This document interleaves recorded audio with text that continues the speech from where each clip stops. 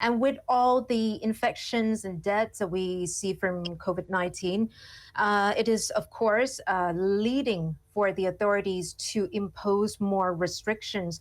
People living in maximum control and restricted or the dark red areas of Thailand are told not to leave their residences unless it is necessary to buy food or medicines, to seek medical treatment, to get vaccinations, or to go to their offices because they cannot work from home from tomorrow, Tuesday onwards to cope this rising figure.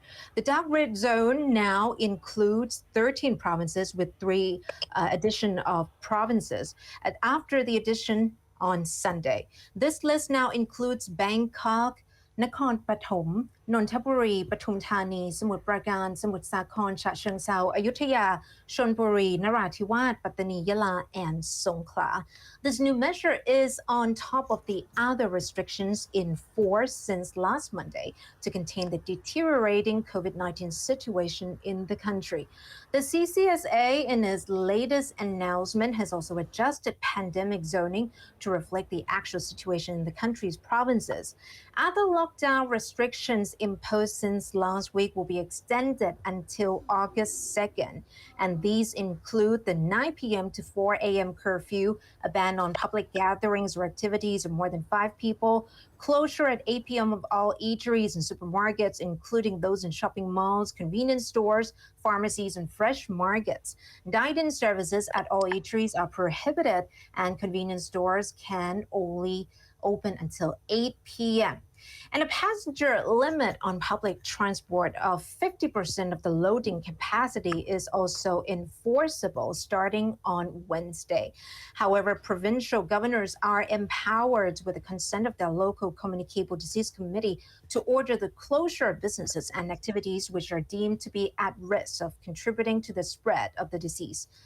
Director General of the Department of Disease Control, Dr. Opat Gawin-Pong, said yesterday that more intense COVID-19 measures may be imposed again in the next 2 weeks, with a complete lockdown of cities and possibility in the next 2 months if the rate of infections and deaths does not increase by then.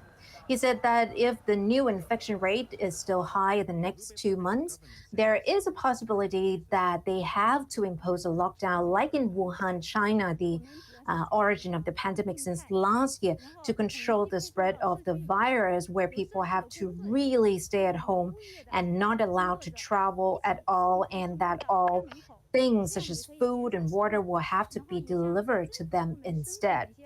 Meanwhile, branch offices of state-owned banks, which are located in malls or department stores in the 13 dark red provinces, will suspend their services starting tomorrow, Tuesday, until further notice, according to an announcement by the Government Financial Institutions Association, or GFA.